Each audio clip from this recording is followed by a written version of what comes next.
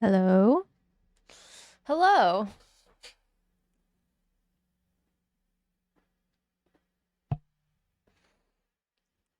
Welcome to a Thursday night. Thursday is my favorite day of the week for many reasons. And today we're doing yet another Jane Austen stream. If things continue the way that they are continuing, we should be done Pride and Prejudice in a few streams. I would say either 2 or 3 more. And I've picked out the next book. Would you like to know what the next book will be? I thought you would. And since I'm no good at keeping a secret, I will show you The next book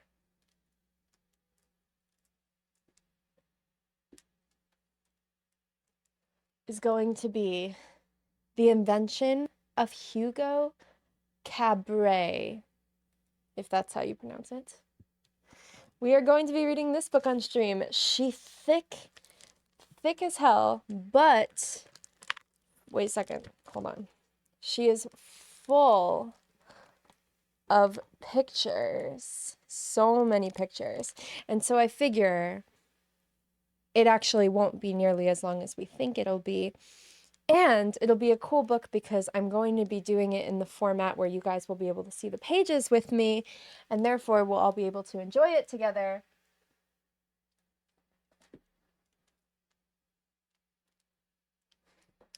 So I thought that would be a fun book to read on stream in between the classics that I do. Anyway, but alas, tonight is not that night. Tonight we are continuing Pride and Prejudice. So I suppose we should just get along and do it. I am equipped with water and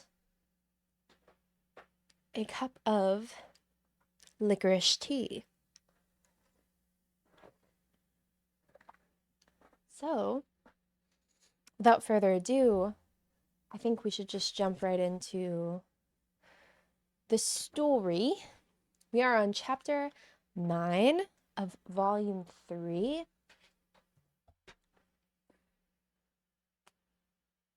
I'm going to grab my booklight. How is everyone? How has your week been?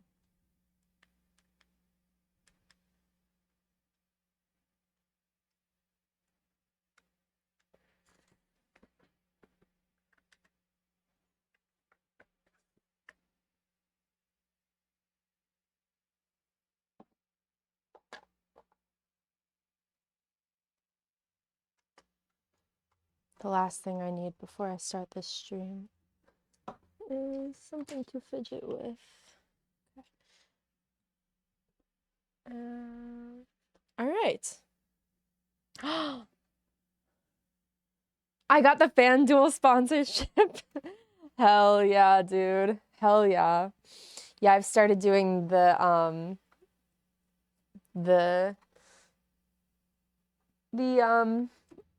ad before the stream starts. Just get it out of the way. Larry, hi. Thank you for being here. I appreciate you. Damn, Larry hasn't been in chat in a minute. Hi. Larry, how are you?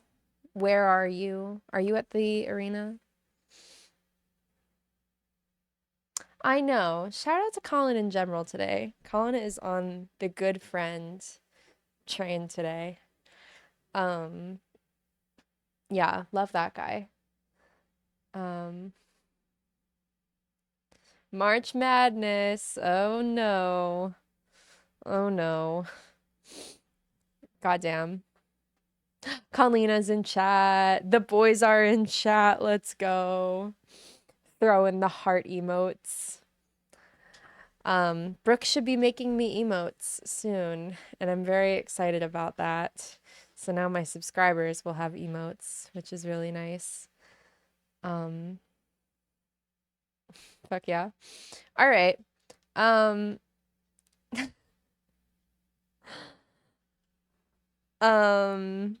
Okay.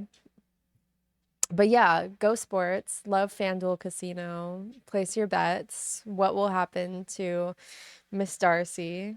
I mean, Mr. Darcy. All my money is that he's gonna get together with Elizabeth because this book is what? Predictable. You're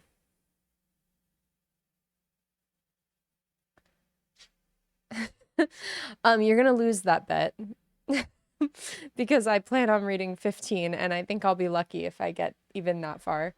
So we shall see. I know. I'm sorry. Dude, you're $30 down. What do you want me to do about it? Okay. 1, 2, 3, 4 pages.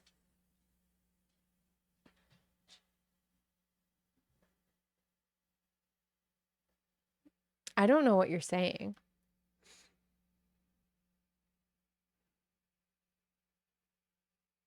TBF. Is that to be frank? That's so funny. Is Frank in chat? Shout out to Frank. Oh, to be fair. Gotcha.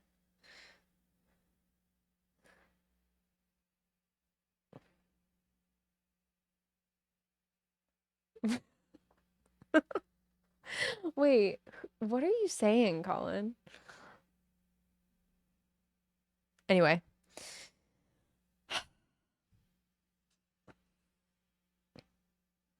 Okay, so it seems that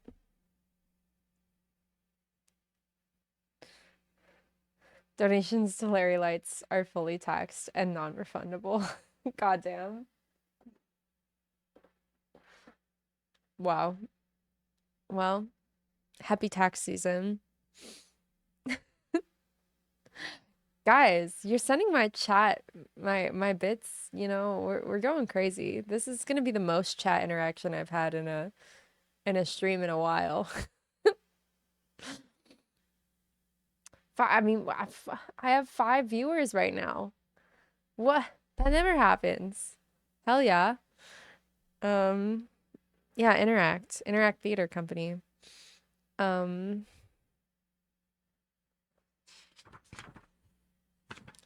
Okay, shall we begin this book? I think we shall.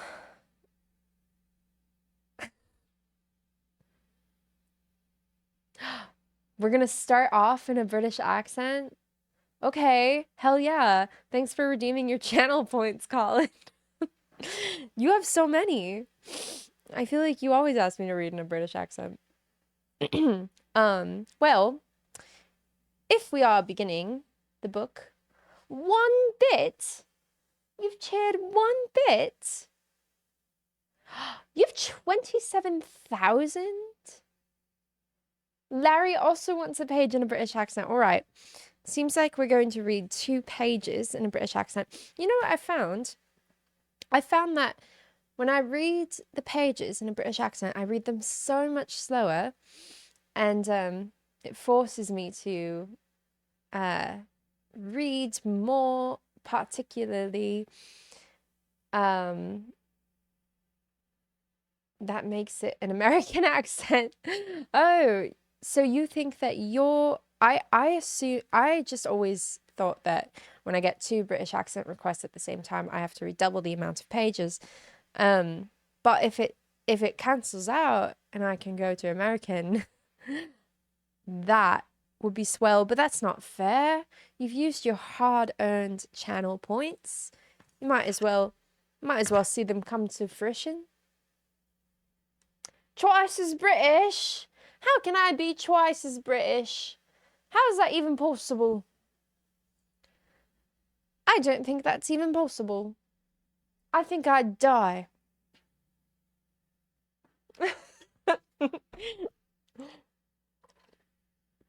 Larry, thank you for using your bits. I appreciate you using your bits. Your 1 bit. Just a little bit. A wee bit. If they may say. A wee bit. Oh, all right. Larry's going to lurk.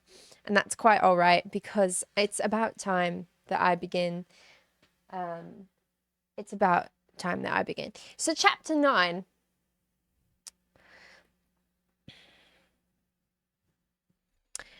Their sister's wedding day arrived, and Jane and Elizabeth felt for her probably more than she felt for herself.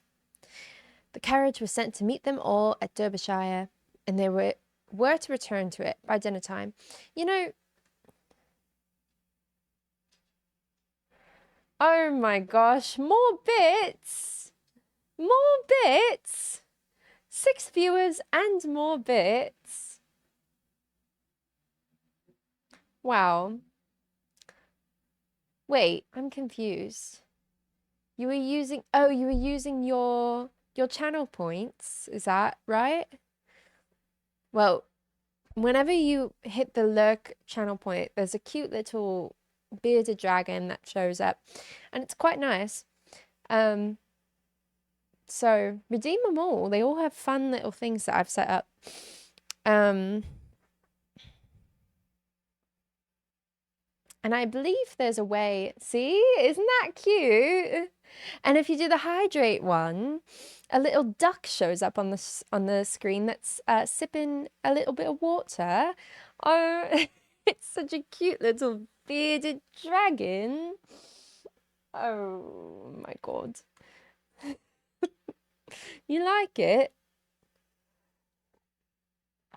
Wait, I can redeem them.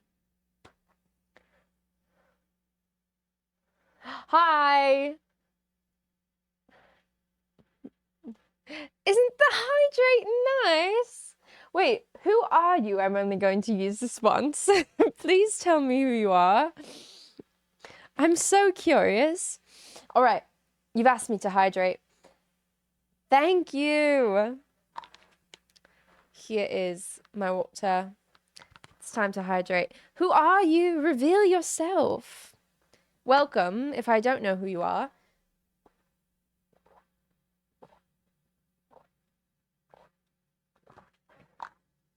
Is it Bless? Is it Blestifer? I'm just making a guess, but from the vernacular you're using... Oh my god. See, I'm speaking in a British accent because I've been redeemed to speak in a British accent. And it's because you use the word arse, and it's also because your username says 69. See, if it said I'm only going to use this once, no 69, it still might be a mystery. But, and the word arse did help. Also, I know that you've recently been in the Discord, so I know that you are online, and I know that you might have seen that I've gone live. Alan! Hello, Alan. Alan's the only one in chat right now that I haven't met in real life. Everyone go follow Alan. Alan is wonderful. Alan is a friend, a countryman, and he also does read alouds here. You need more ducks? You need more ducks? I'm confused. You should just be able to follow him.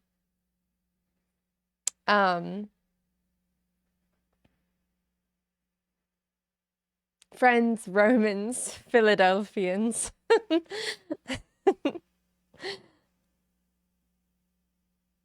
Countryman is the type of car you don't drive. It says Alan and Bill the Duck. That's who he is.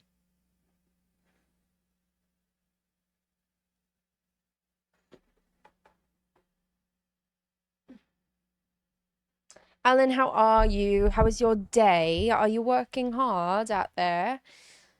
Making your phone calls and stuff? Oh, you're lurking? Are you lurking, or do you just want to see a cute bearded dragon?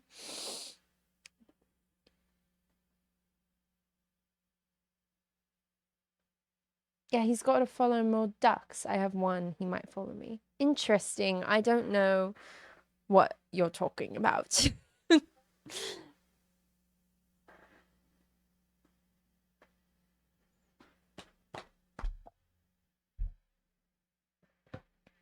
He did do more phone calls. Not a terrible day. I'm glad to hear that it wasn't a terrible day. I would agree with that sentiment. I think it was not a terrible day. It was actually quite a nice day. I got to ride my bike. I got to go on a little run. And I got to get some things done. I was quite tired when I got home from work. But I'm back. And I'm here to stream. And I was about to say something. I was about to say, there is some location in this book that the publisher of this edition in specific has decided that this, some location, I've gotten the hiccups all of a sudden. They don't want disclosed because there's always like a long dash to meet them at blank, where this dash is. And sometimes it's blank shire, something shire. So you know it's some sort of shire, Derbyshire, but I know it's not Derbyshire because Derbyshire shows up in this book and it's easily readable. So I don't know what is supposed to be, why it's being so strange. Le Bouffe? I don't know. Bless, how was your day today? What were you up to? You went to the ferret rescue? I have to be honest, Bless. I'm really glad you're doing the ferret rescue, whatever. But I didn't know that many ferrets existed. I honestly, like, I'm like, a ferret rescue, is that really necessary? Because are there really that many ferrets? I suppose there are, but I had no idea that there was such a demand. I really did not. 30 ferrets? There are 30 ferrets in Rochester, New York. That's wild. Have you gotten the chance to hold one?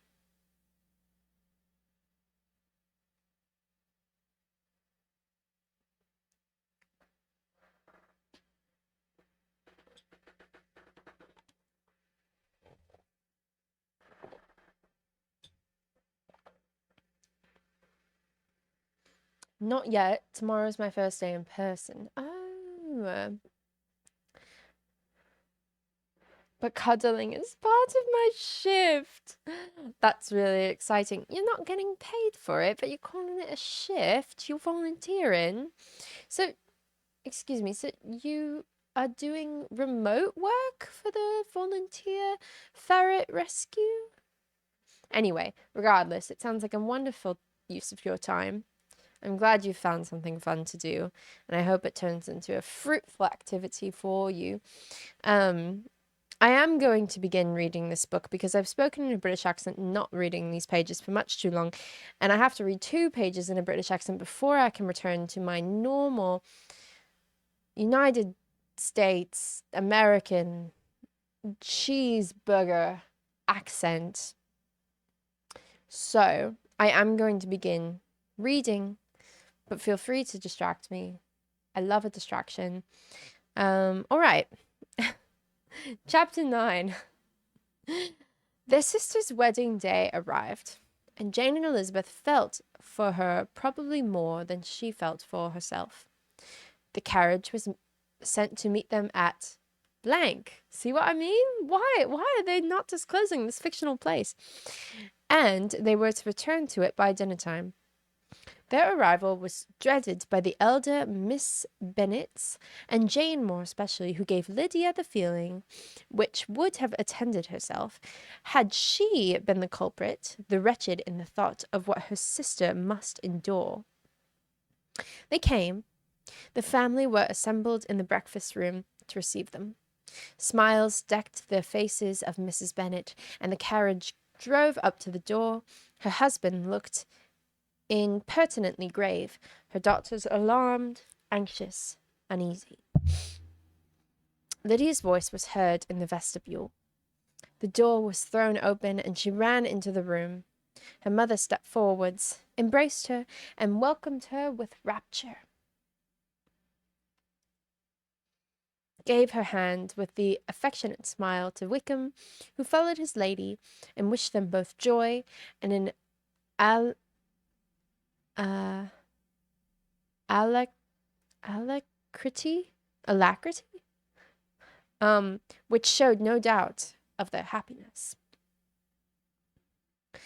The reception from Mr. Bennet, to whom they had turned, was not quite so cordial. His countenance rather gained in austerity, and he scarcely opened his lips.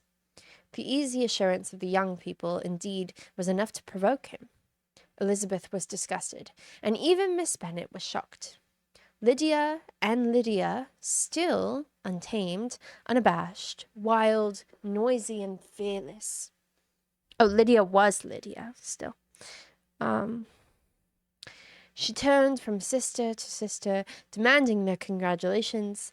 When at length they all sat down, looked eagerly round the room, took notice of the little alterations to it, and observed with a laugh that it was a great while since she had been there. Wickham was not at all more distressed than herself, but his manners were always so pleasing that, had his character and his marriage been exactly what they thought, his smiles and his easy address, while he claimed their relationship, which have delighted them all. Elizabeth had not before believed him quite equal to such assurance, but she sat down, resolving with herself to draw no limits in future to the impudence of an impudent man.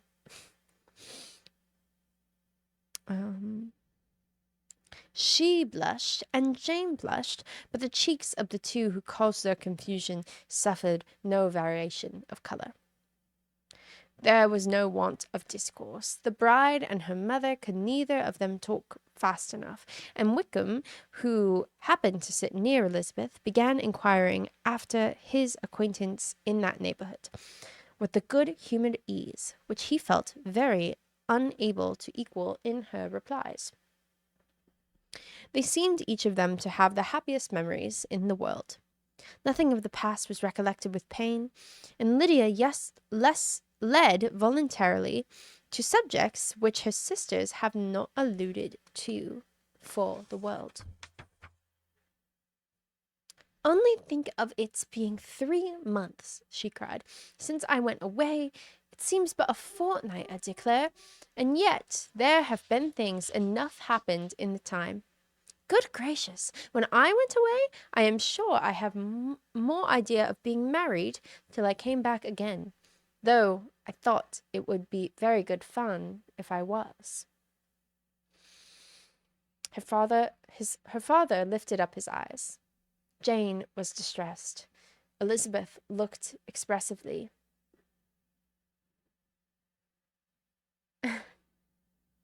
The years start coming and they don't stop coming. That is exactly what I was thinking. I couldn't have put it better myself.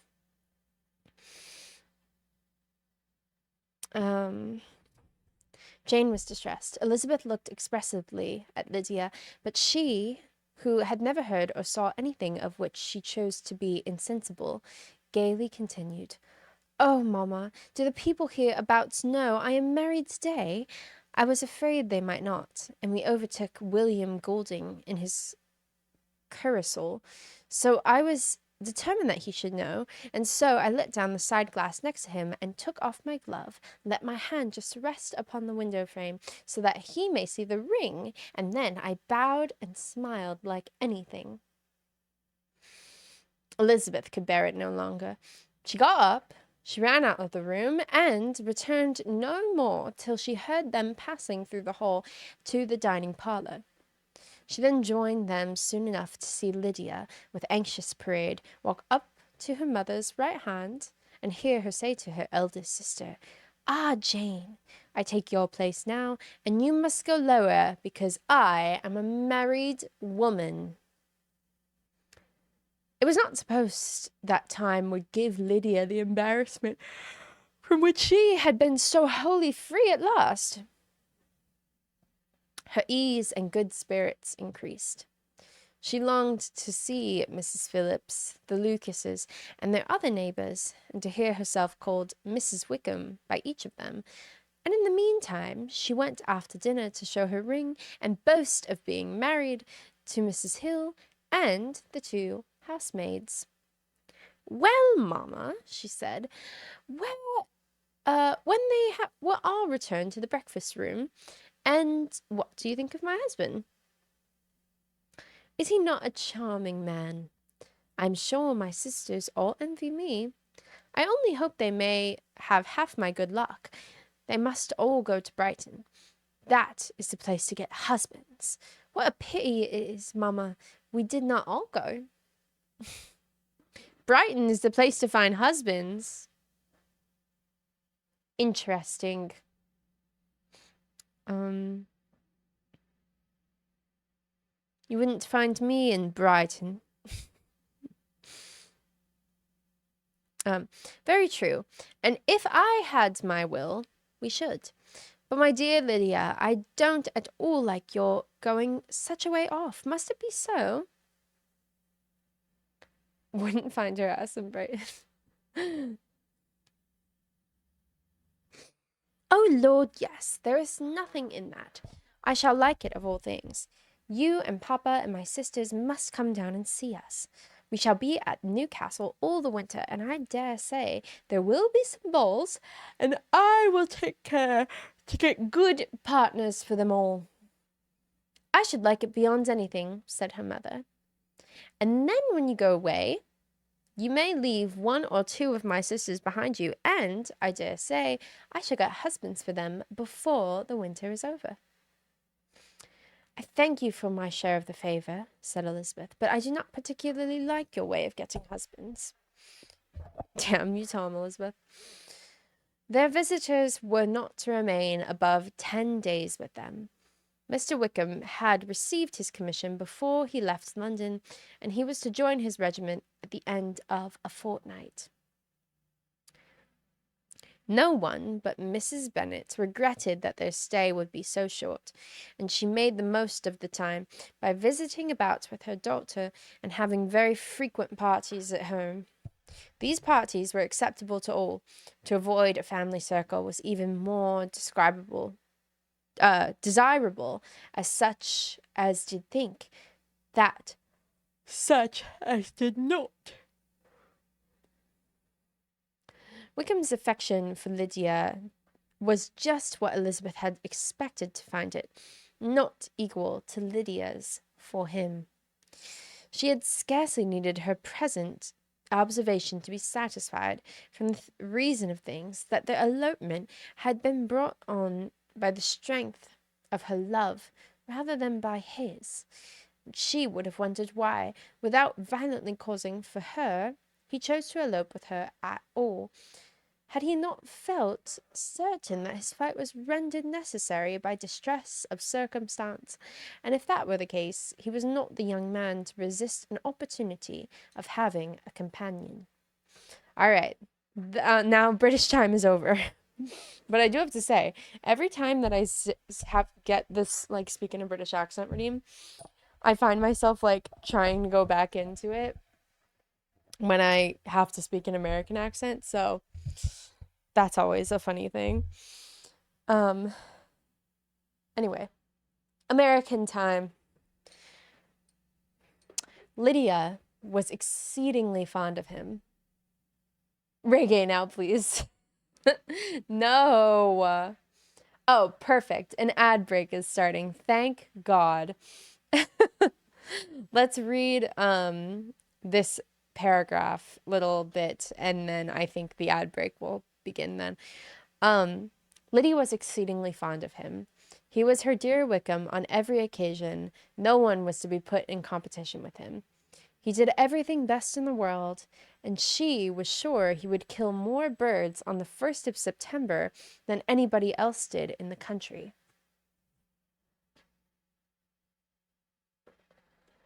All right. I'm going to pause there for the ad break. Enjoy the ad, and I will be back in 2 minutes about.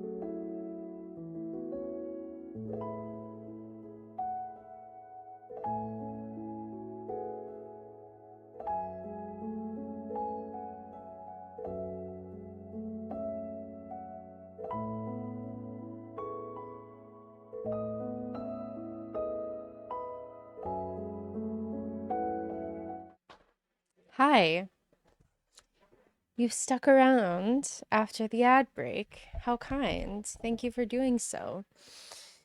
Um, all right, moving right along. One morning, soon after their arrival, as she was sitting with her two elder sisters, she said to Elizabeth, "Lizzie, I never gave you an account of my wedding, I believe.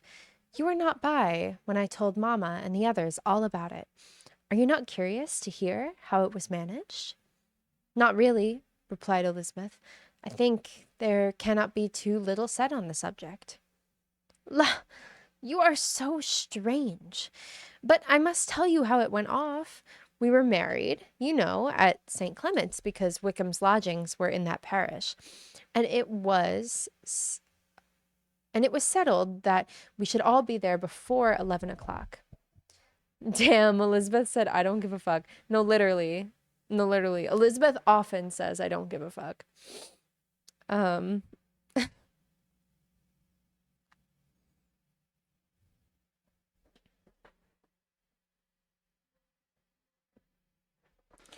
um, my uncle and aunt and I were to go together, and the others were to meet us at the church. Well, Monday morning came, and I was in such a fuss. I was so afraid, you know, that something would happen to put it off, and then I should have been quite distracted. And there was my aunt all the time I was dressing, preaching and talking away just as if she was reading a sermon. However, I did not hear above one word in 10, for I was thinking, you may suppose, of my dear Wickham. I longed to know whether he would be married in his blue coat. Well, and so we breakfast at 10 as usual. I thought it would never be over, for, by the by, you are to understand that my uncle and aunt were horrid, unpleasant all the time I was with them. If you'll believe me, I did not once put my foot out of doors, though I was there a fortnight. Not one party or scheme or anything. To be sure, London was rather thin, but, however, the little theatre was open. Well, so just as the carriage came to the door, my uncle was called away upon business to that horrid man, Mr. Stone. And then, you know, when they get together, there is no end to it. Well, I was so frightened I did not know what to do, for my uncle was to give me away, and if we were beyond the hour, we could not be carried all day. But luckily he came back again in 10 minutes' time, and then we were set out. However, I recollected afterwards that if he had been prevented going, the wedding need not be put off, for Mr. Darcy might have done as well. "Mr. Darcy?" repeated Elizabeth in utter amazement. "Oh, yes. He was to come there with Wickham, you know. But gracious me, I quite forgot. I ought not to have said a word about it. I promised them so faithfully. What will Wickham say? It was to be such a secret." "If it was to be a secret," said Jane, "say not another word on the subject. You may depend upon my seeking no further." This scene reminds me of In the Heights when they're like, You didn't hear it from me, but some little birdie told me Usnavi had sex with Yolanda. And then she's like, just wanted to hear what you'd say. because Lydia's literally like, yeah, so Darcy could have seen me off at my wedding. And then Elizabeth's like, and then it was like, but everything was fine. It worked out fine. You know what I mean? Like, it was definitely like, I just wanted to see what your reaction would be for me to say, talking about Darcy, you know, because she's crazy about Mr. Darcy. Anyway, oh,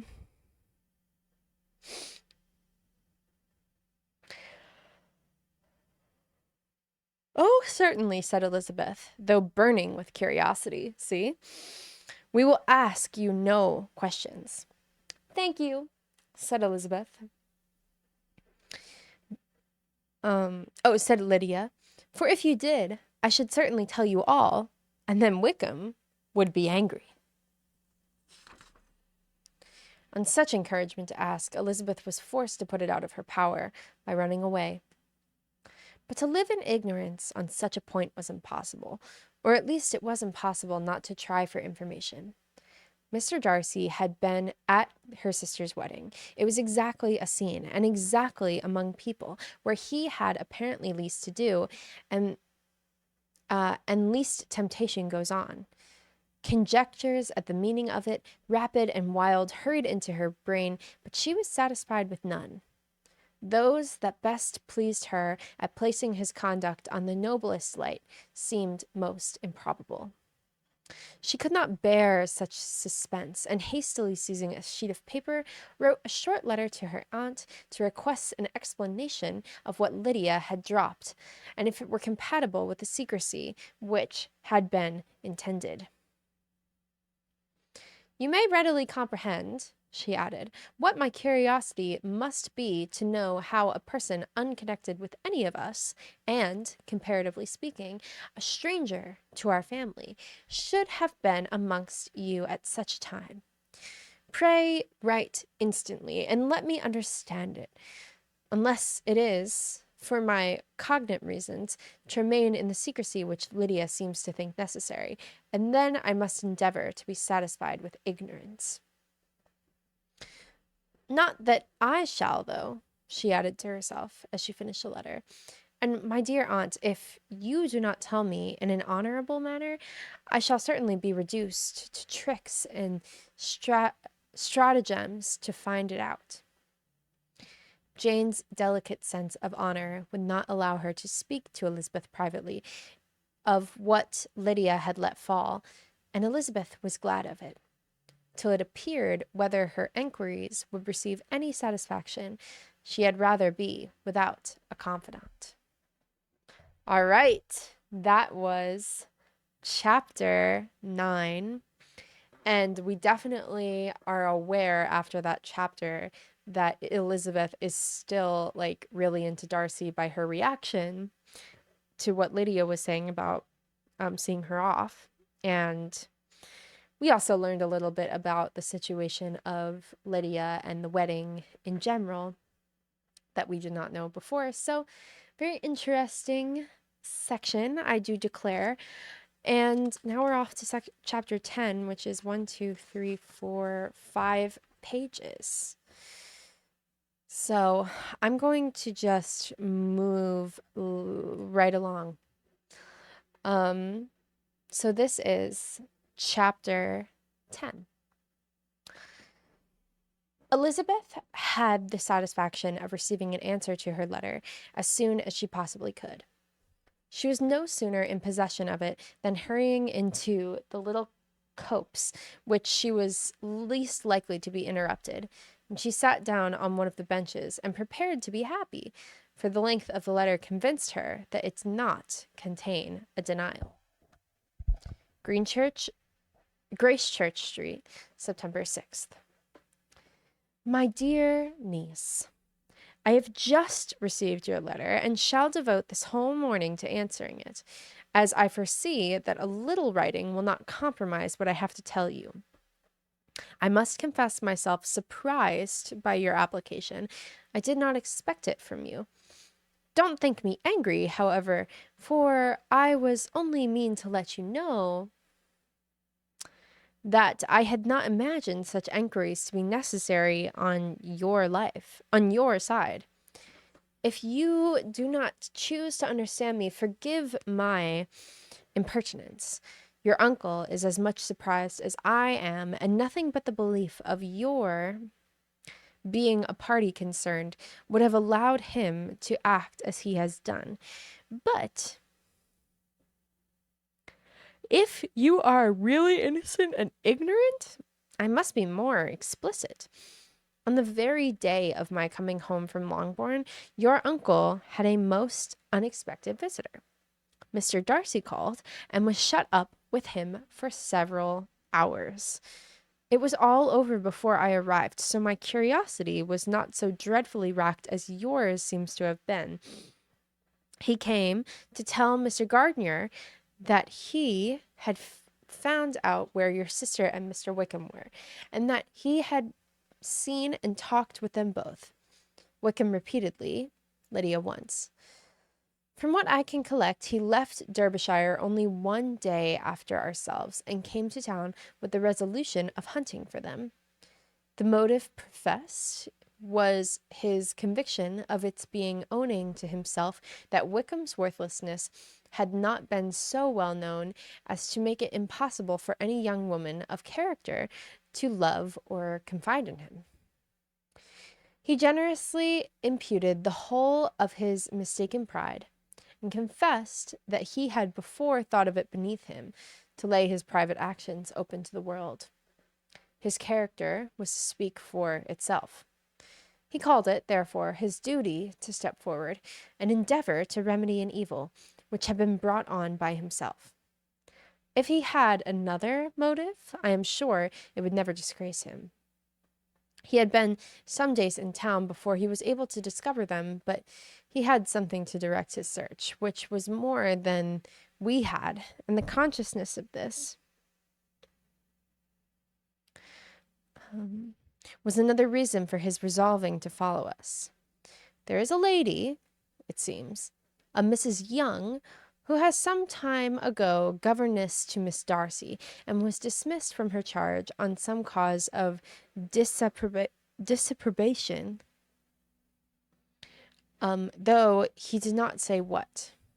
She then took a large house in Edward Street, and has since maintained with Wickham, and she went to her for intelligence of him as soon as he got to town. But it was 2 or 3 days before he could get from her what he wanted. She would not betray her trust, I suppose, with bribery and corruption, for she really did know where her friend was to be found. Mr. Wickham, indeed, had gone with her on their first arrival in London, and had been able to receive them into her house. They would have taken up their abode with her. At length, however, our kind friend procured the wished-for direction. They were in something street. See? They hide things. Anyway, he saw Wickham, and afterwards insisted on seeing Lydia. His first object with her, he acknowledged, had been to persuade her to quit her present disgraceful situation and return to her friends as soon as they would be prevailed on to receive her, offering her assistance as far as it would go. But he found Lydia absolutely resolved on remaining where she was. He cared for none of her friends, and she wanted no help of this. She would not hear of leaving Wickham. But she was sure they would be married some time or other, and it did not much signify when. Since such were her feelings, it only remained, he thought, to secure and expedite a marriage, which it was his very first conversation with Wickham, he easily learned, had never been his design. He confessed himself obliged to leave the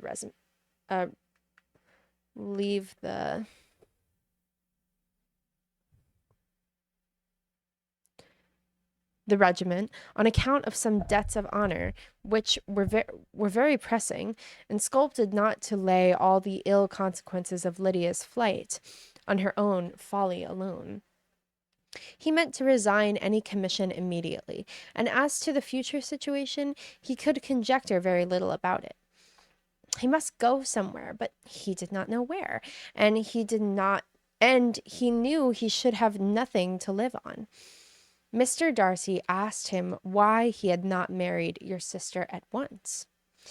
Though Mr. Bennet was not imagined to be very rich, he would have been able to do something for him, and his situation must have benefited by marriage. But he found, in reply to his question, that Wickham still cherished the hope of more effectual making his fortune by marriage, and in some other country. Under such circumstances, however, he was not likely to be proof against temptation of immediate circumstances. However, he was not likely to be proof against temptation of immediate relief. They met several times, for there was much to be discussed. Wickham, of course, wanted more than he could get, but at length was reduced to be reasonable. Everything being settled between them, Mr. Darcy's next step was to make your uncle acquainted with it, and he first called to Gracechurch Street the evening before I came home.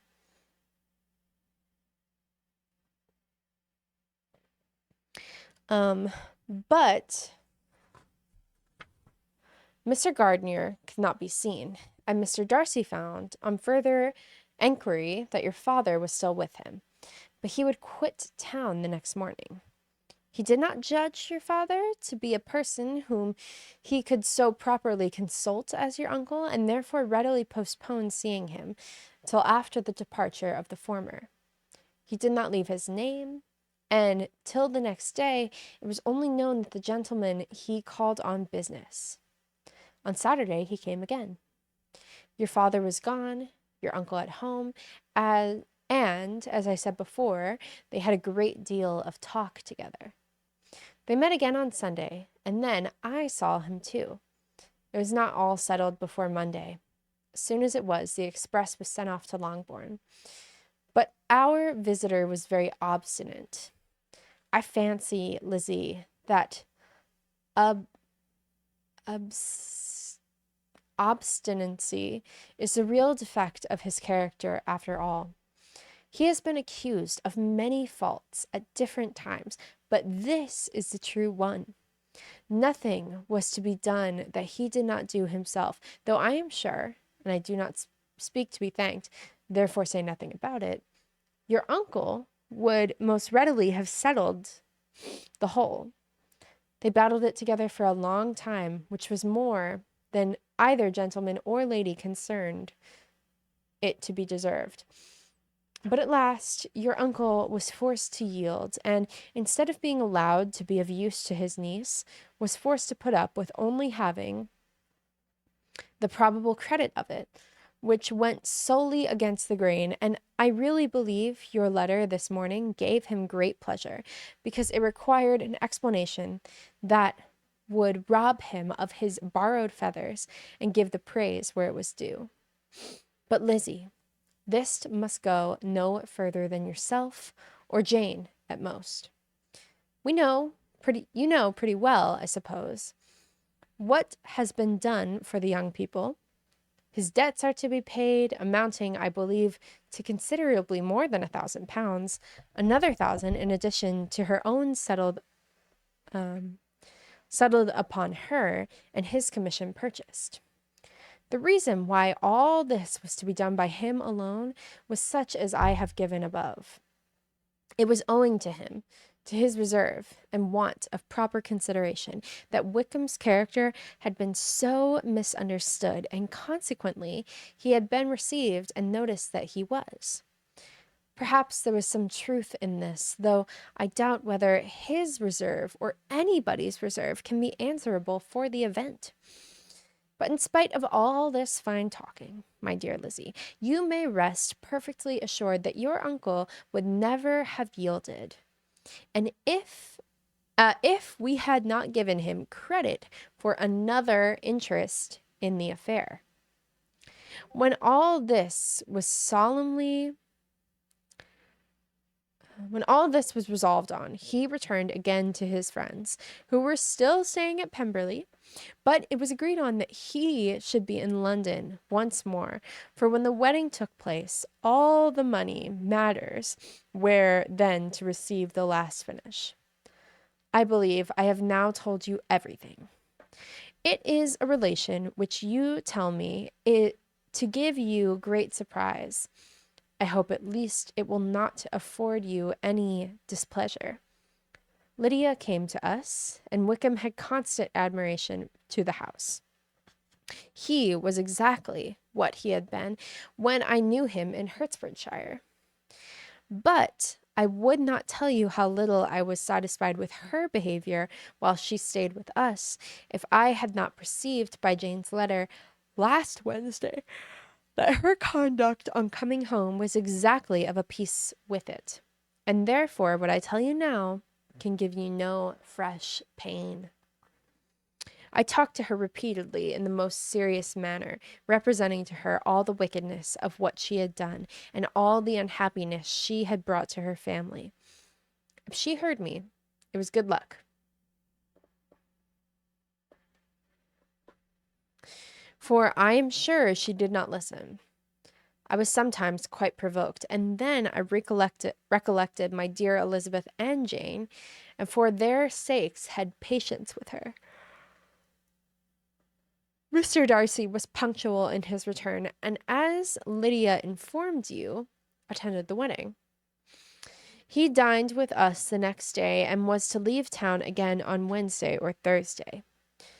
Will you be very angry with me, my dear Lizzie, if I take this opportunity of saying what I have never been bold enough to say before, how much I like him? His behavior to us has, in every respect, been as pleasing as when we were in Derbyshire. Yo, Tech, what's up?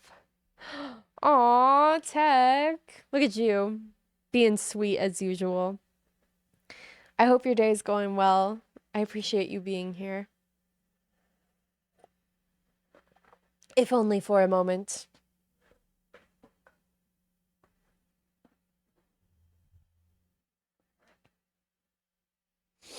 And I hope life is going well for you.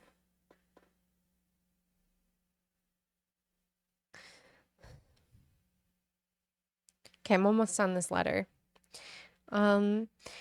His understanding and opinions all please me. He wants nothing but a little more liveliness, and that, if he married prudently, his wife may teach him. I thought him very sly.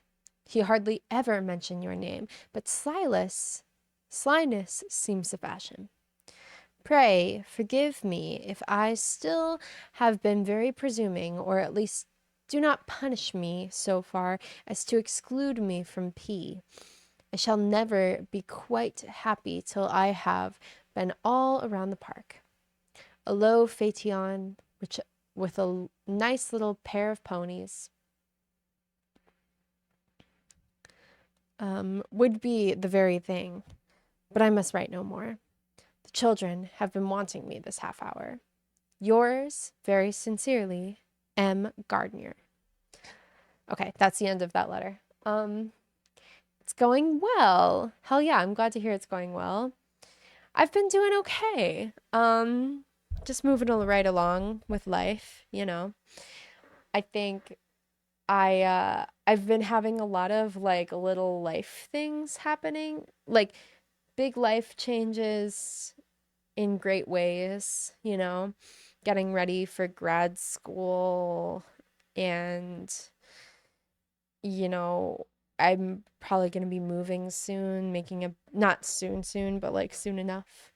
So, like working on figuring stuff out with that and oh yeah, also I had to apply for a new position with my job. Um it was like a mandatory thing that I had to do, so that was a big thing. Um so just a lot of life things popping up. Wish I had more time to write recently, but that's okay. Got to do the life stuff. um first watch movie reaction channels on YouTube recently, and then I thought to myself, Juana would be extremely entertaining and awesome for this content. Really? No way. Thank you, Tech. I never would think to do content like that. But the reason why that I would be a good person to do that content is because I don't know shit about movies. I like I just am so bad. So it would be cool to like watch all the movies that people have told me that I need to watch. Like I don't know. Like there's so many. I've been told I need to see Rocky, Fight Club, Pulp Fiction. Like there's so many like classic movies that everyone loves that I've never seen, that I feel like if I were to have a reaction channel, it would be called like watching the movies people are mad that I haven't seen yet or something like that. Um, wow. Well, thank you for saying that, Tech. I appreciate that. I will take that as a compliment. Um, and who knows, maybe you'll inspire me or something. I do upload all of these streams to YouTube. Just the ones where I'm reading the classics out loud. So there's that. Wouldn't call myself a YouTuber, but happy to read a classic aloud to help a kid with their homework. You watch Matilda for the first time, and I was like, young Danny DeVito looks so strange. Wait, can I ask if is that actually Danny DeVito? Wait.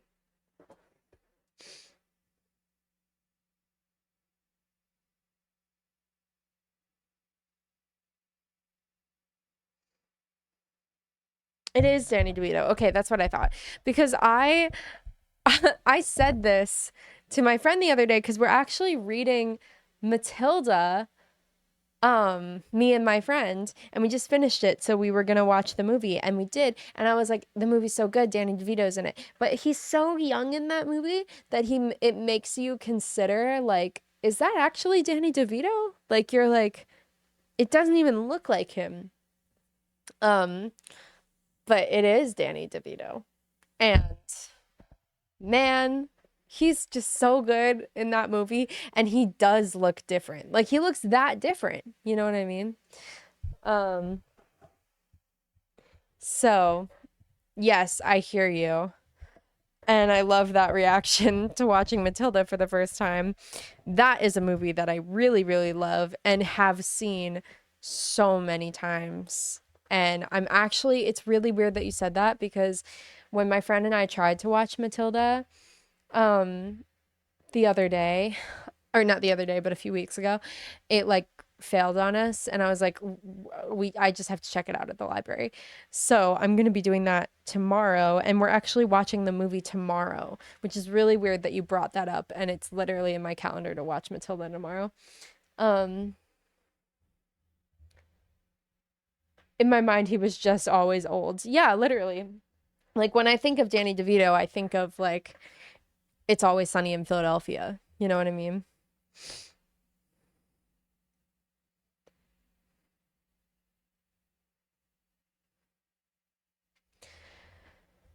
Okay.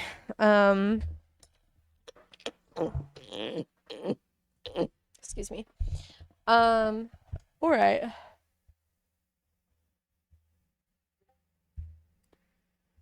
Oh, it's on Netflix? What? Is it actually?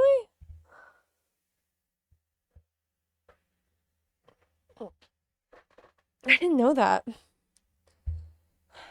Maybe I'll check it out at the library regardless. We'll see.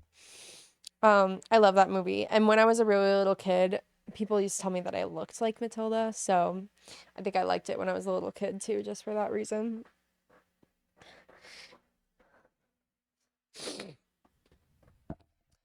And also I read the book for the first time, like I was saying recently. And it was really, really good. Like, I love that book. But the one thing is that there are some parts of that book that definitely don't age super well. Um, but for the most part, it was still a really good book.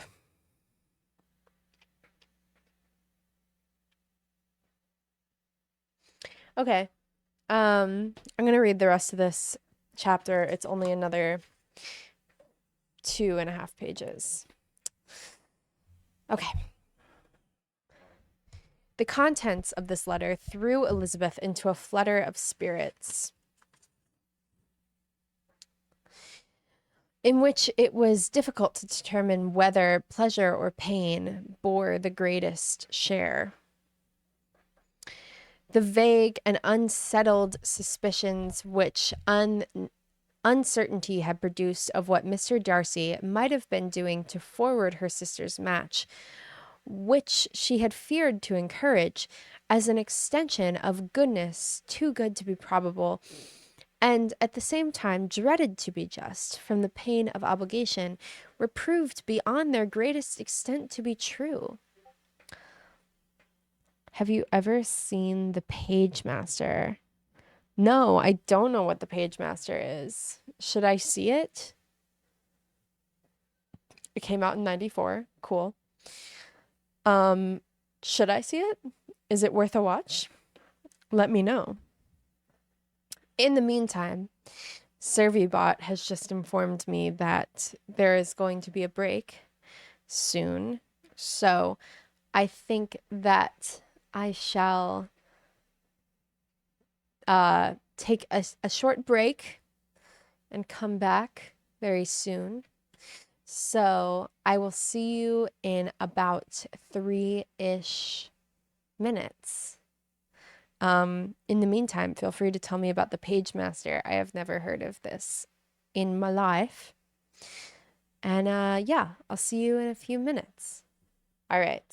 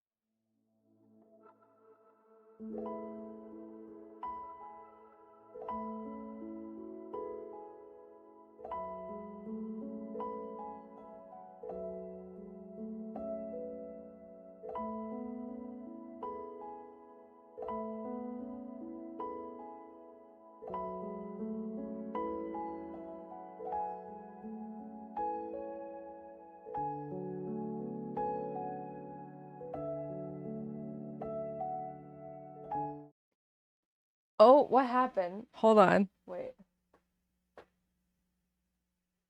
Bam. All right. I put it on my poetry night view for a second on accident before I put in my regular streaming setup. Okay. Um okay. Larry, please tell me why you love ads. Also, Larry, I hope you know I spent that entire break trying to find a proper meme, shitpost meme to send you for what you just put in our chat, and I didn't feel one was appropriate yet. So to I will get back to that soon. I promise the proper meme will be found before the night is out.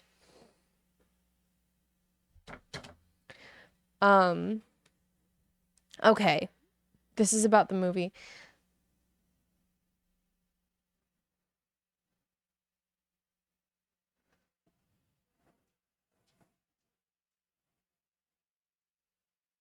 Wait, I should read the image aloud.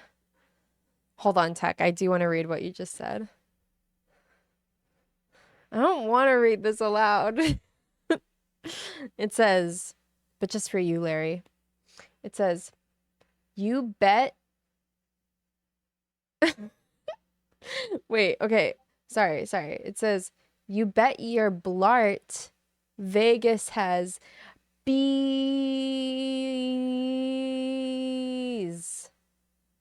Kevin, Kevin, Cop Blop, Tartle Blarp, 22. Wait, it's so much better when you read it aloud. I see my eyes would have just skimmed over the part at the bottom, but I love it says Cop Blop, Tartle Blarp. I can't. All right. Okay. All right. That was necessary. I'll say it. Um, any other memes I should read aloud? I like the one M sent of the live Jeff reaction. I also liked Blesses. I've tasted 9 to 5 and I've tasted unemployment. I recommend not being born.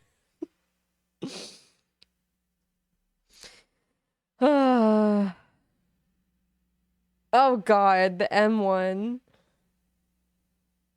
Cop blop tartle blarp. I can't. Okay. Um an on-screen celebration.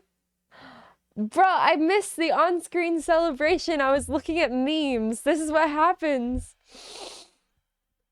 when I miss memes. When I'm reading memes, I miss the celebration. I hope it was a nice celebration. The horrors, indeed. Um,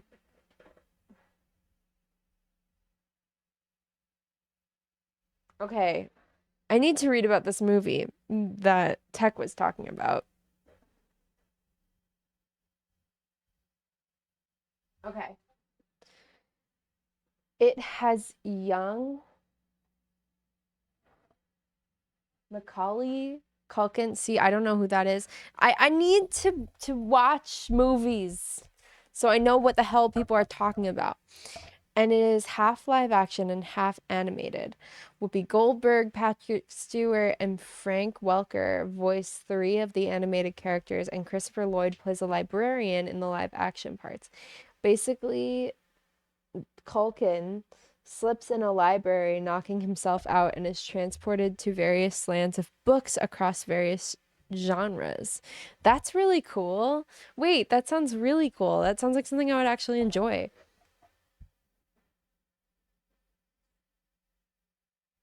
The Page Master. Hell yeah. Um, Larry, I can't believe you redeemed all those bits for for the on-screen celebration.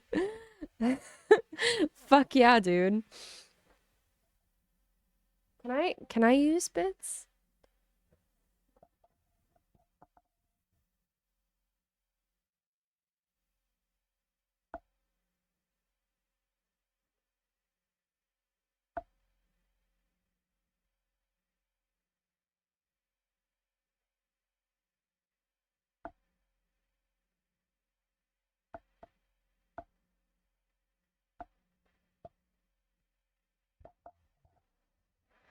Can I do it?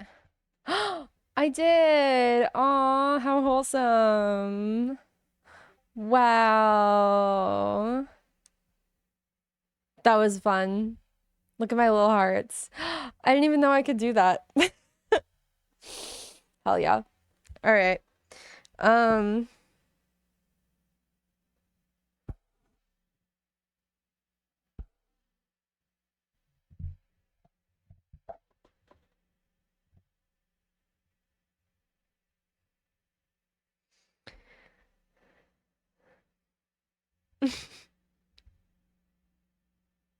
still image meme formats. Okay, I'm gonna read now.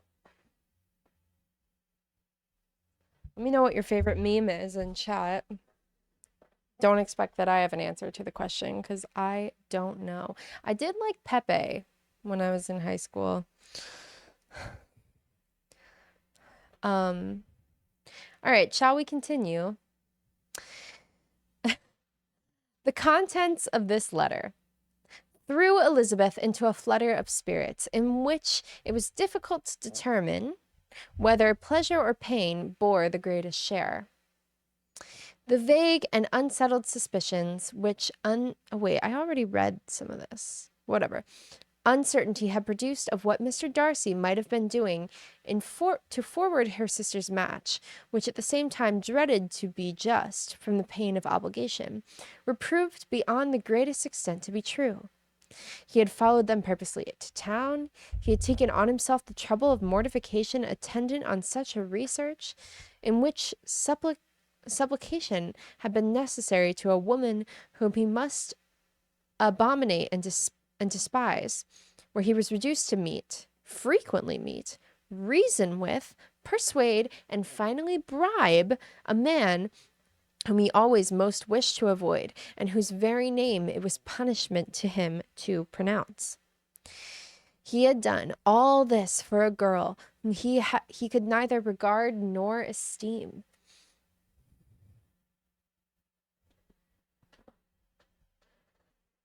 Can't go wrong with SpongeBob memes. He's just so quotable. I think I agree with you. My friends have been trying to get me into SpongeBob recently.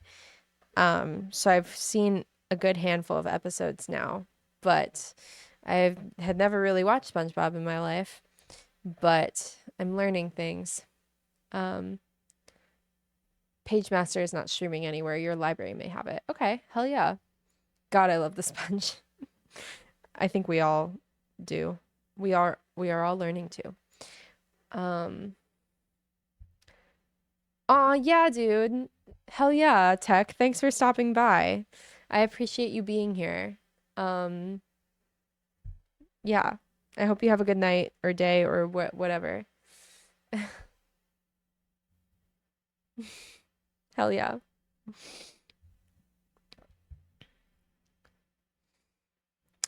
Tech, if you're still here, it'll be a minute, but we are planning a tryptophan live stream sometime in, hold on, April, end of April, April 20th, I think.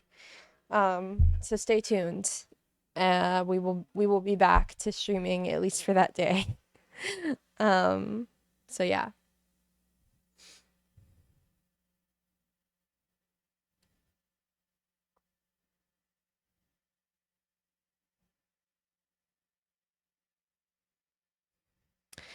Um, Her heart did whisper that he had done it for her, but it was a hope shortly checked by other considerations, and she soon felt that even her her vanity was insufficient when it required to depend on his affection for a woman who had already refused him, as able to overcome a sentiment so natural as abhorrence against relationship with Wickham. Brother-in-law Wickham. Every kind of pride must revolt from this connection. He had to be such, sure, done much. He was ashamed to think how much. Excuse me. She was ashamed to think of how much. But he had given a reason for his interference, which asked no extraordinary stretch of belief.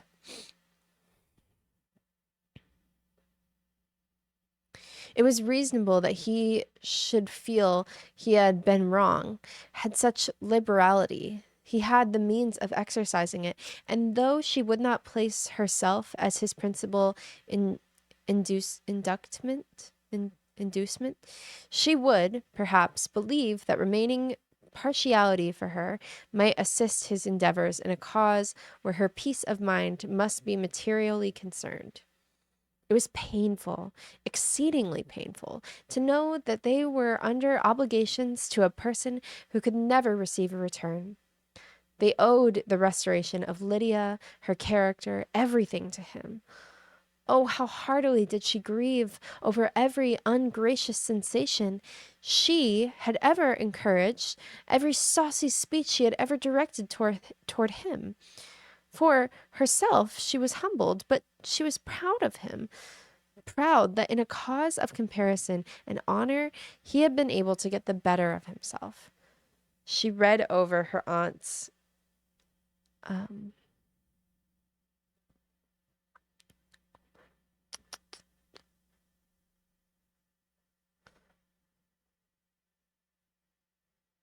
wait.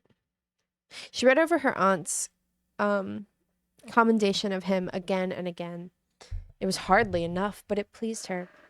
She was even sensible of some pleasure, though mixed with regret, on finding how steadfastly both she and her uncle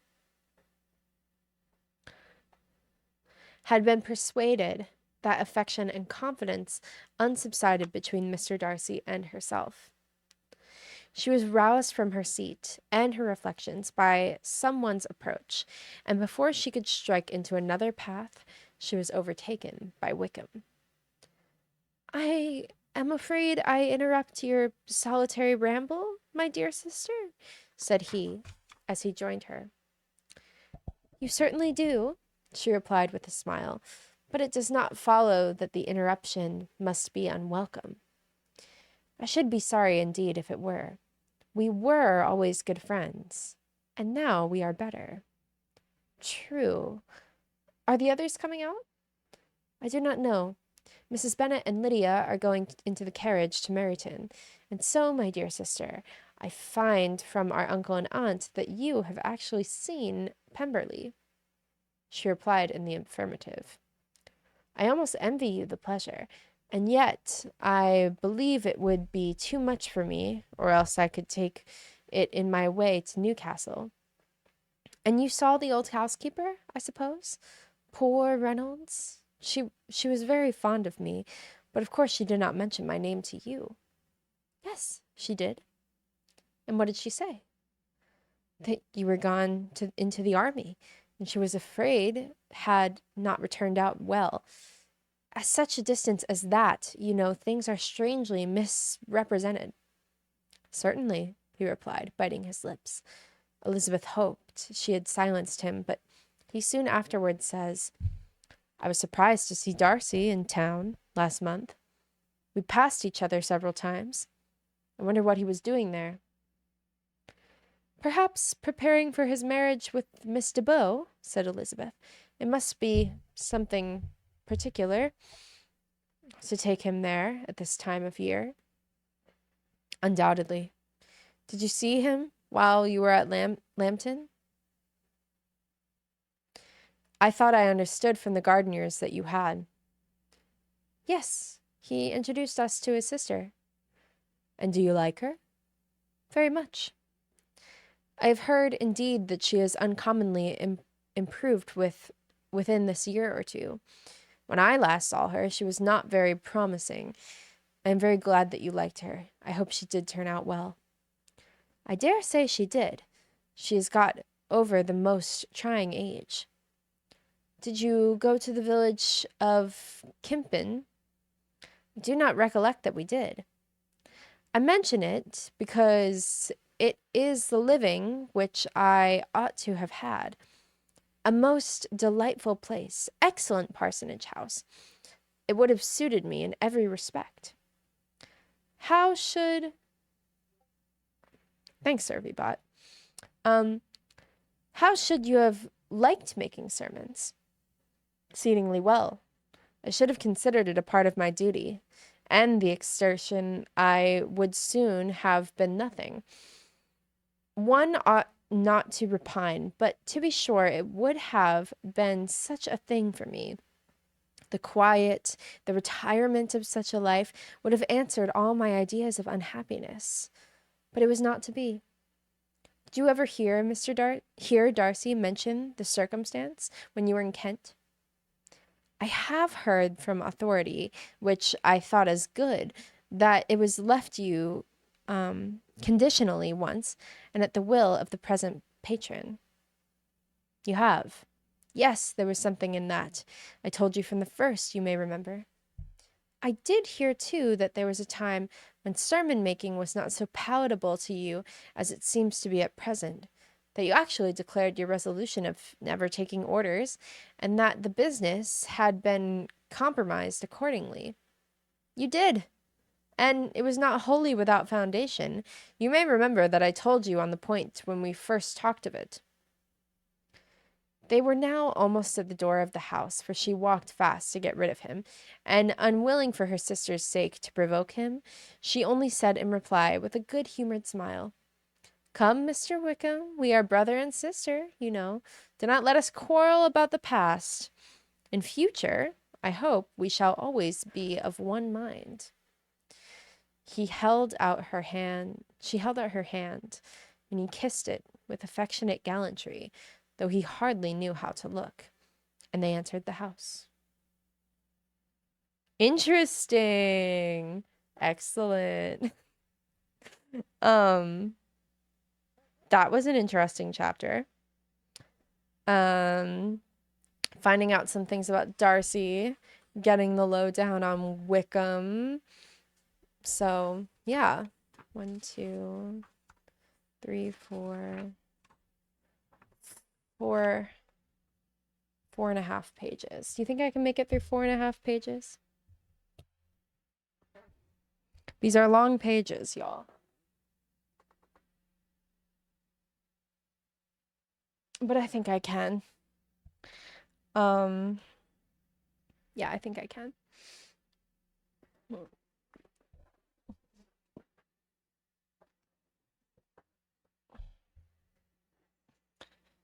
Okay. Chapter 11, and this will probably be my last chapter of the night. Okay.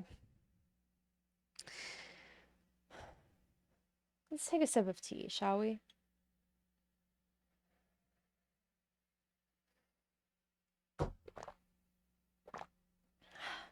Okay. Boo, keep going.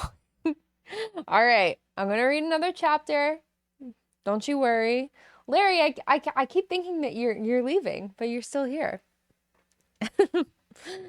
Let's go. Let's go, Mad Marchness. Mad Marchness. Okay. All right. Chapter 11. I did say 9 through 12, so I'm still going to be under what I thought I was going to do. But 15 pages in this book is really long. Anyway. All right.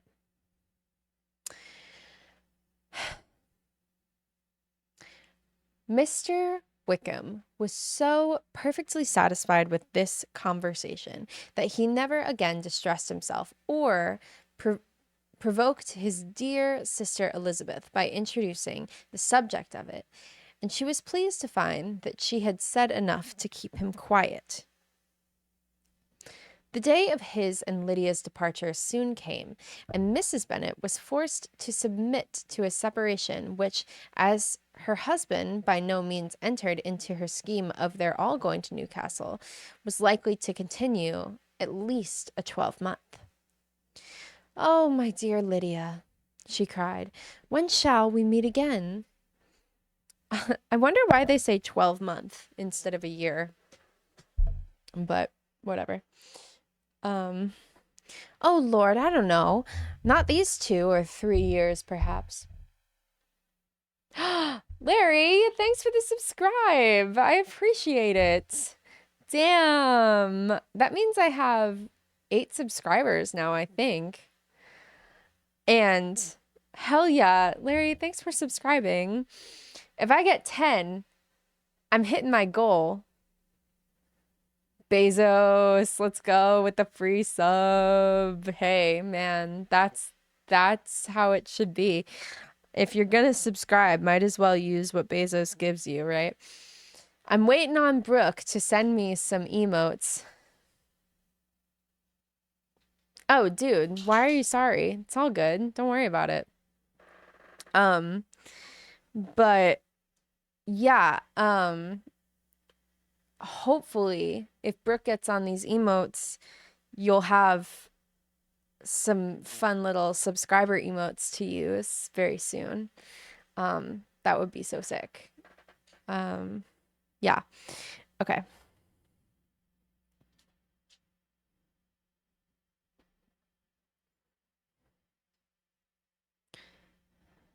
Oh Lord, I don't know. Not these 2 or 3 years, perhaps. Write me very often, my dear. As often as I can. But you know how married women have never such time for writing. My sisters may write to me. They will have nothing else to do. Mr. Wickham's adieus were much more affectionate than his wife's. He smiled, looked handsome, and said many pretty things. He is as fine a fellow, said Mr. Bennet, as soon as they were out of the house, as ever I saw. He simpers, he smirks, he makes love to us all. Oh God, that must have meant something different back then. um, I am prodigiously proud of him. I defy even Sir William Lucas myself to produce a more valuable son-in-law. The loss of her daughter made Mrs.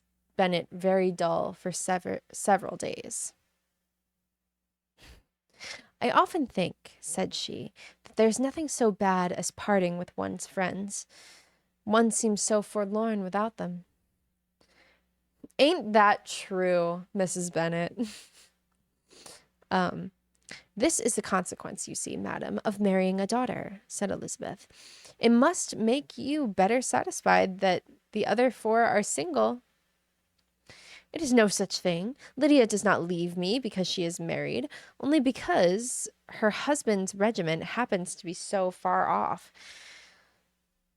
If that had been nearer, she would not have gone so soon. But the spiritless condition which this event threw into her was shortly relived, and her mind opened again to the agitation of hope by an article of news which then began to be in circulation. The housekeeper at Netherfield had received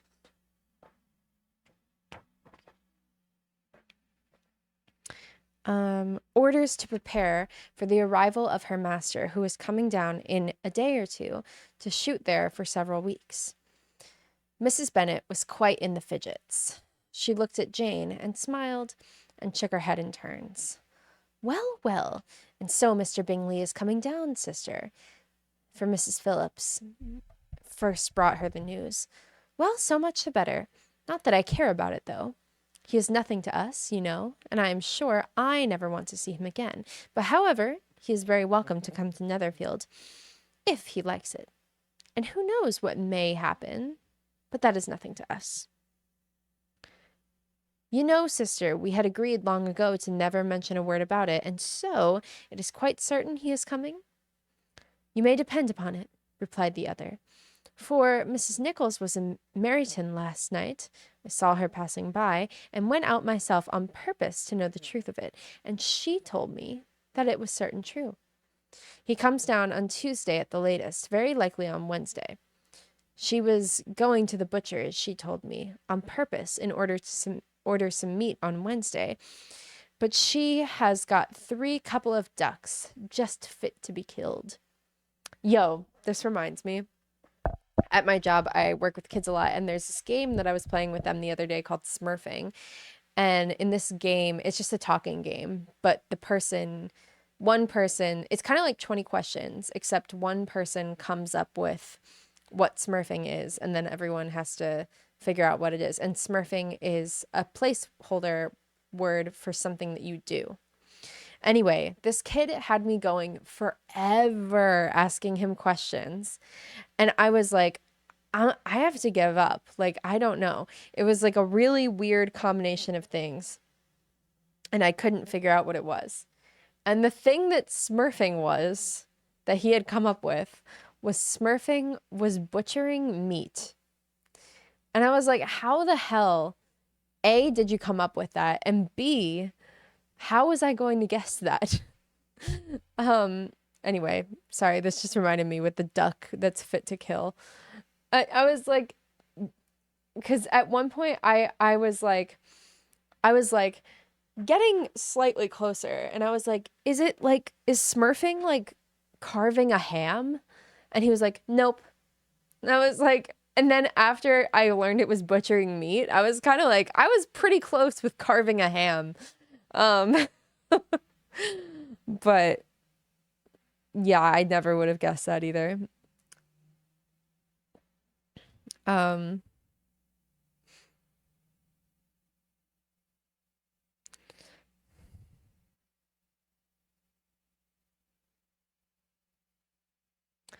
he should have given me a hint on that one. He really should have, because he kept telling me, I knew it was something that you do in the do. I knew it was something he was saying that you need a tool, and it involves food. So one of the you need two things, a tool and food. But I didn't figure that the food would be still alive. Like, you know what I mean? Like I I didn't picture it was going to be a live animal that you kill to eat it. Um I know I was really close with that one. I thought that too. I was like, you should have told me that I was close with the carving a ham thing, but alas. Um these kids are very strange. Um anyway, I was done with Valod. Um,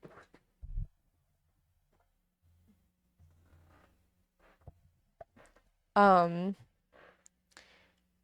I was like, we're done playing the Smurfing game. After that round, I was like, and we should move on. Um,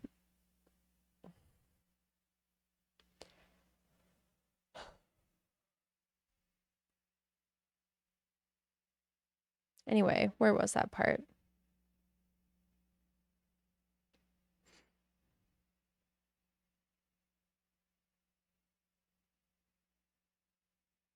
Ah, ducks just fit to be. Bye, Larry. I'll see you when you get home. Thanks for being here. I appreciate you.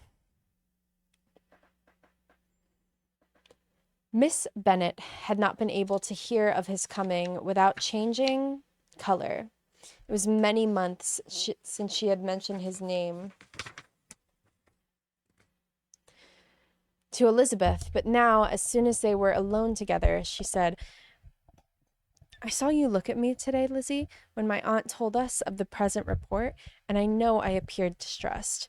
I don't imagine it was from any silly cause. I was only confused at the moment because I felt that I should be looked at. I do assure you that the news does not affect me either with pleasure or pain. I am glad of one thing, that he comes alone, because we shall see the less of him. Not that I am afraid myself, but I dread other people's remarks. Bye. Elizabeth did not know what to make of it. Had she not seen him in Derbyshire, she might have supposed him capable of coming here, with no other view than what was acknowledged. But she still thought him partial to Jane, and she wavered as to the greater probability of him coming there with his friend's permission, of being bold enough to come without it. Yes, it is hard, she sometimes thought, that this poor man cannot come to a house, which he has legally hired, without raising all this speculation.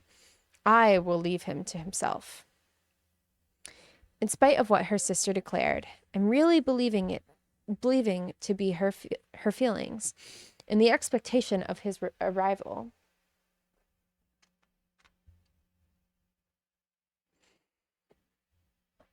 Elizabeth could easily perceive that her spirits were affected by it. They were disrupted, more unequal than she had often seen them.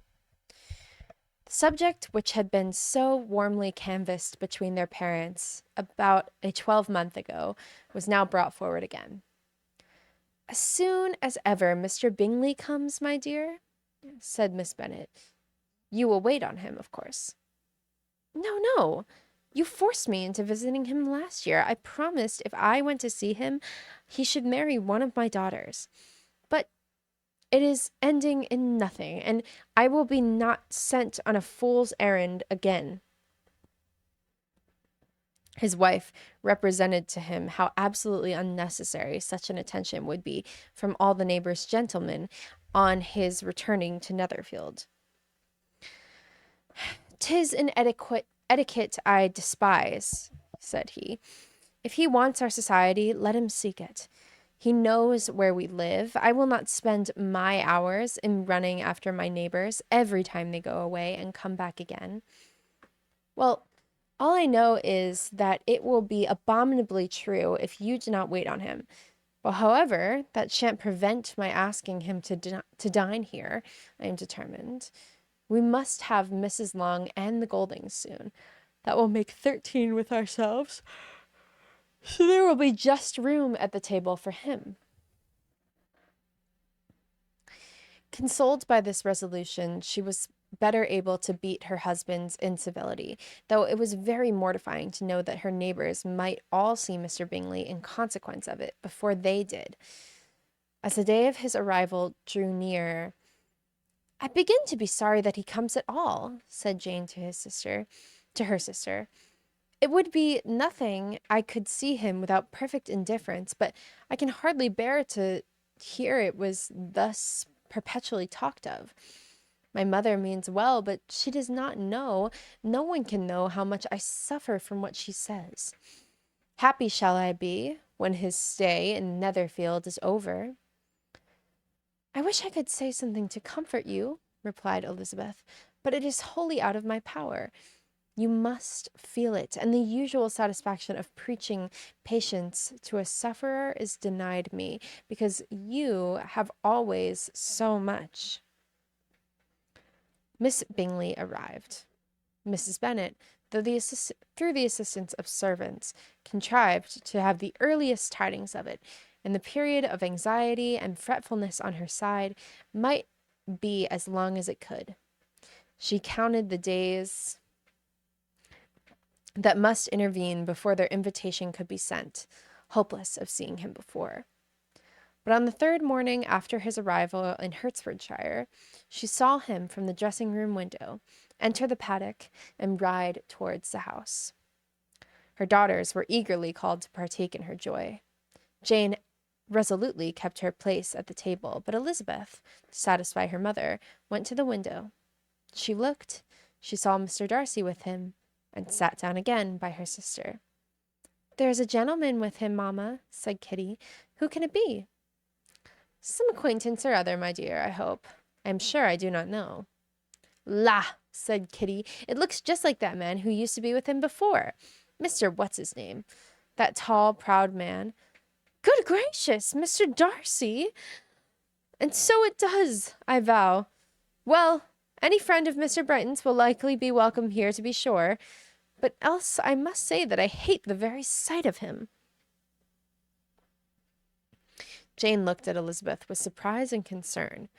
She knew but little of their meeting in Derbyshire, and therefore felt for the awkwardness which must attend her sister in seeing him almost for the first time after receiving this explanatory letter. Both sisters were uncomfortable enough. Each felt like the other, and of course for themselves and their mother talked on, of her dislike of Mr. Darcy, and their resolution to be civil to him only as Mr. Bingley. What's up? Read for thee. Hate on sight, truly a legend. No, literally. No, literally. Yeah, Mrs. Bennet definitely makes some bold choices in this book. What's up, Read for Thee? Cool username. Thanks for being here. Welcome to Juana Iguana. I imagine because your username is Read for Thee, are you also a reading streamer? Tell me about yourself as I continue reading. Anyway, thanks for being here. Okay.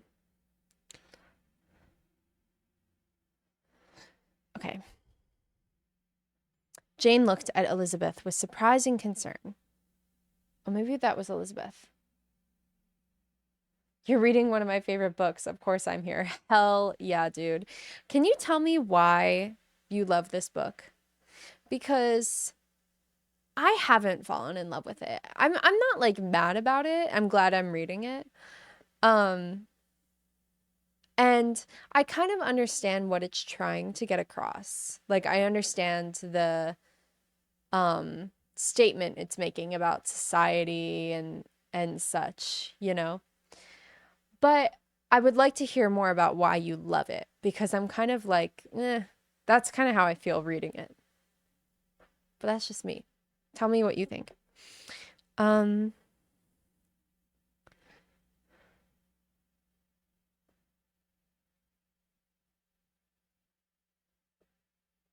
Okay.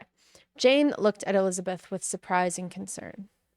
She knew but little of their meeting in Derbyshire, and therefore felt for the awkwardness which must attend her sister in seeing him almost for the first time after receiving his explanatory letter.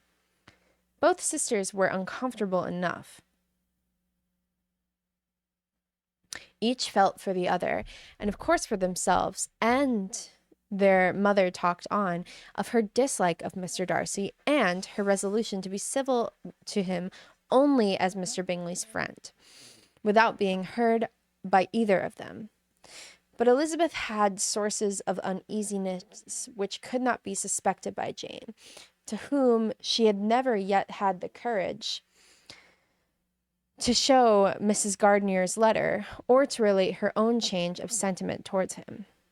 To Jane he could only be a man whose proposals she had refused, and whose merit she had undervalued. But to her own more extensive information, he was the person to whom the whole family were indebted for the first of benefits, and whom she regarded herself with an interest, if not quite so tender, at least as reasonable and just as what Jane felt for Bingley. Her astonishment at his coming to Netherfield, to Longbourn, and voluntarily seeing her again, was almost equal to what she had known on first witnessing his altered behavior in Derbyshire. The color, which had been driven from her face, returned for half a minute, when an additional glow and a smile of delight also lustre to her eyes, and she thought for a space of time that his affection and wishes must be unshaken, but she would not be secure. Let me first see how he behaves, said she. It will be early enough for expectation. She sat intently at work, striving to be composed, and without daring to lift up her eyes, till anxious curiosity carried them to the face of her sister as the servant was approaching the door. Jane looked a little paler than usual, but more sedate than Elizabeth had expected. On the gentleman's appearing, her color increased, yet she received them with tolerable ease and a propriety of behavior equally free from the synonym of resentment or any unnecessary complaisance. I love that sentence. Elizabeth said as little to either as civility would allow, and sat down again to her work, with an eagerness which it did not often command. She had ventured only one glance at Darcy. He looked serious as usual, but she thought, more than he had been used to look in Hertfordshire, than as she had seen him in Pemberley. But perhaps he could not be in her mother's presence, be what he was before her uncle and aunt. It was painful, but not an unprobable conjecture.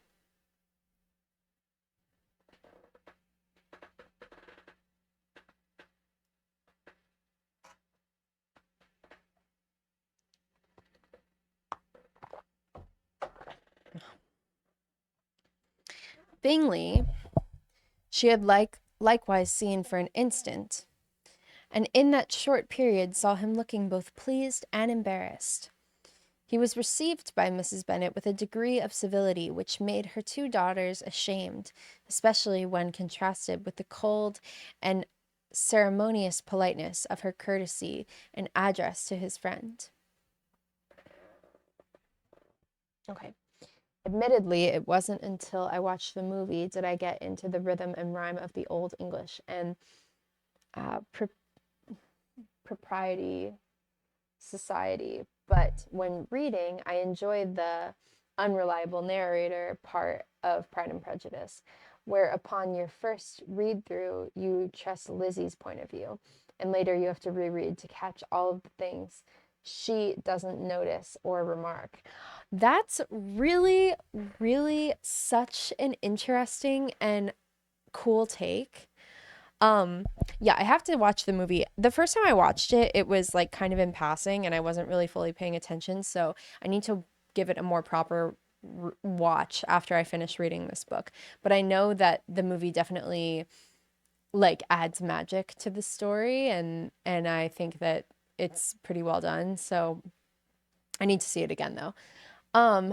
That is such a smart and true observation, I think, that I haven't this whole time like viewed Elizabeth as an unreliable narrator, but now that you mention it, I definitely do agree with you because like like you're saying, like you she is hard to believe sometimes because you're right. This book is presented as if we're reading through her eyes, her point of view. But as we continue reading, we are understanding sometimes that her stance on a lot of subjects is really like heated and like quick. And therefore, I can understand how, like, on a second read through, you might be like, okay, well, what if this is Elizabeth having a strong stance on something, or what if this is Elizabeth just maybe forcing herself not to feel or analyzing a situation in a like really Elizabeth way, which is totally what an unreliable narrator would do. So, hell yeah. Thank you for giving that interpretation. That definitely changes my perspective on this book. Yeah. Cool. Thank you for saying that. I appreciate it.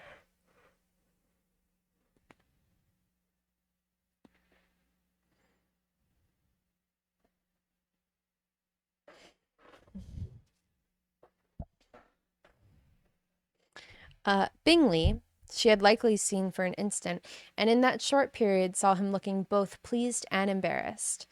He was received by Mrs. Bennet with a degree of civility which made her two daughters ashamed, especially when contrasted with the cold and unceremonious politeness of her curtsy and address to his friend. Elizabeth, particularly, who knew that her mother owed to the latter preservation of her favorite daughter from irrem- irremedi- irremediable infamy, was hurt and distressed to a most painful degree by a distinction so ill applied. Darcy, after inquiring of how Mr. and Mrs. Gardiner did, a question which she could not answer without confusion, said scarcely anything.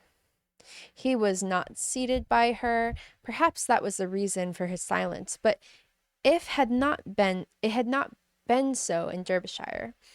There he had talked to her friends when he could not to herself.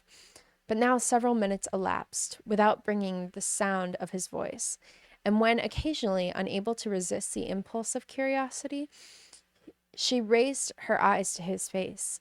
She has often found him looking at Jane as at herself, and frequently on no object but the ground. More thoughtlessness and less anxiety to please than when they last met were plainly expressed. She was disappointed and angry with herself for being so. Could I expect it to be otherwise? Said she. Yet why did he come? She was in no humor for conversation with anyone but himself, and to him she had hardly courage to speak. She enquired after her sister, but could do no more. It is a long time, Mr. Bingley, since you went away, said Mrs. Bennet. He readily agreed to it. I began to be afraid you would never come back again. People did say you meant to quit the place entirely at Michaelmas, but, however, I hope it is not true. A great many changes have happened in the neighborhood since you went away. Miss Lucas is married and settled, as one of her and one of my own daughters. I suppose you have heard of it. Indeed, you must have seen it in the papers.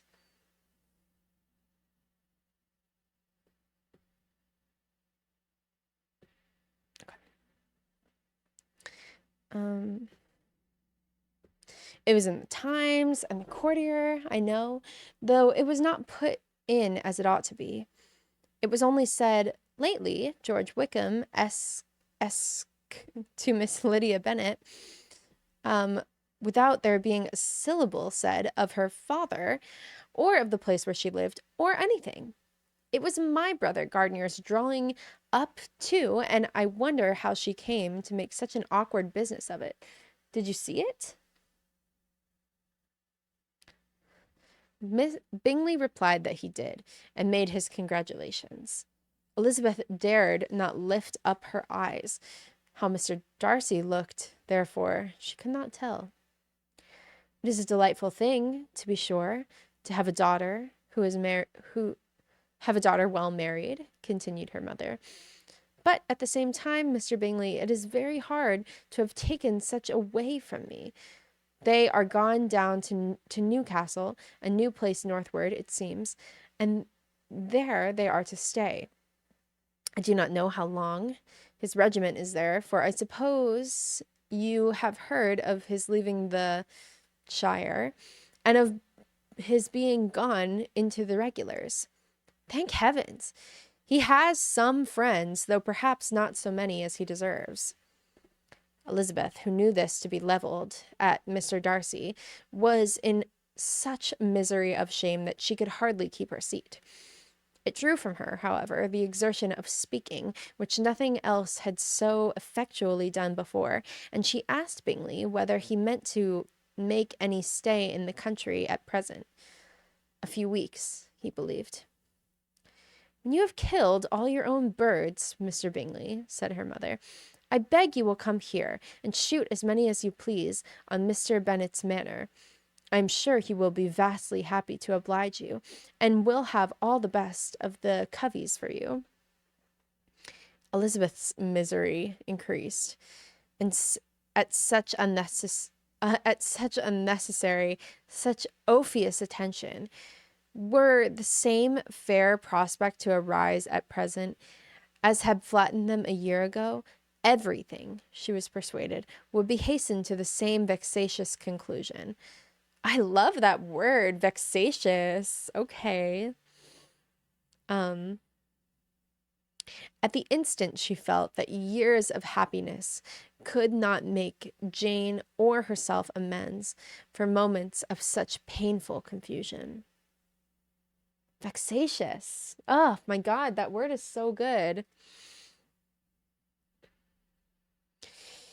The first wish of my heart, she said to herself, is never more to be in company of either of them.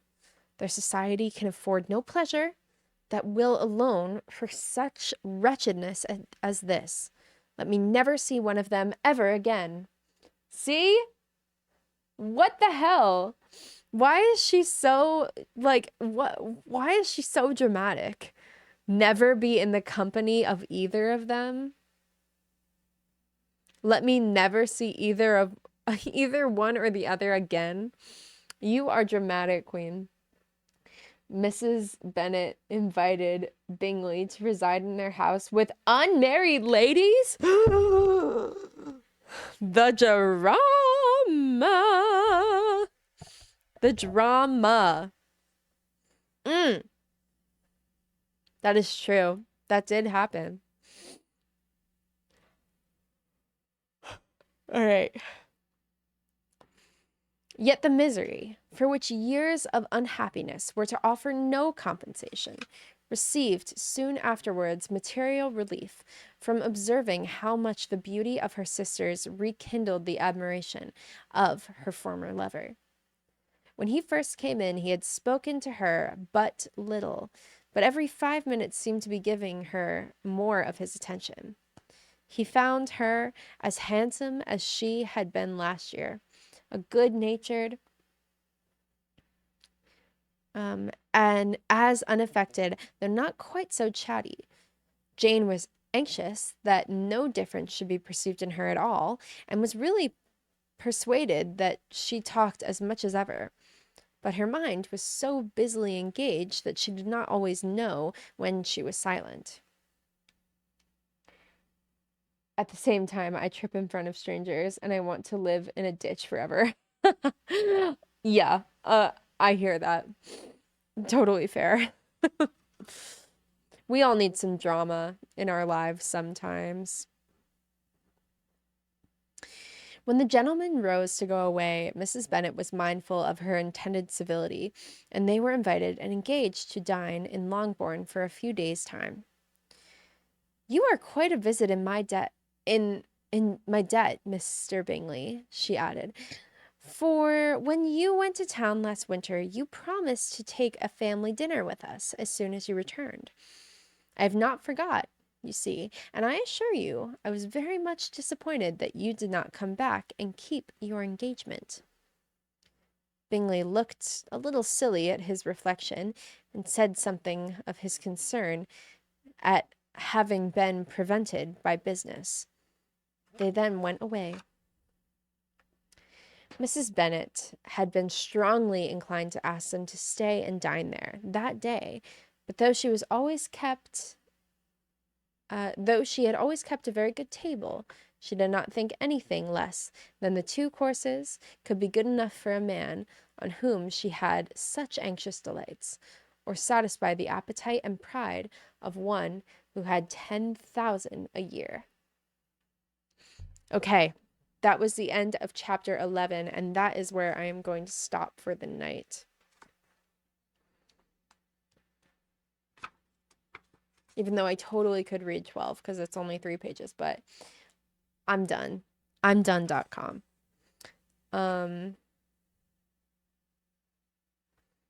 So I'm on page 378 of this right now, and the end of this is